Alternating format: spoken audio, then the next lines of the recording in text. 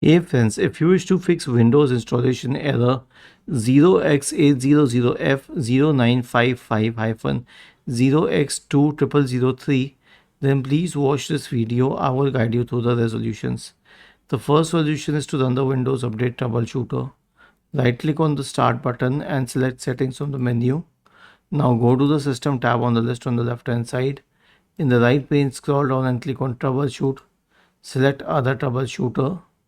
Click on Run corresponding to the Windows Update Troubleshooter. It will start detecting problems and fix your system if possible. The next solution is to disconnect from the internet.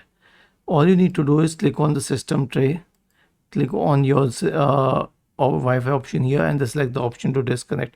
I won't disconnect it because I'm recording a video, but still. And the last solution is a clean install, but clean install is a very complicated process. It basically means installing your system from an external disk or an external DVD. So don't do it yourself or get it done through a hardware technician. Was this helpful?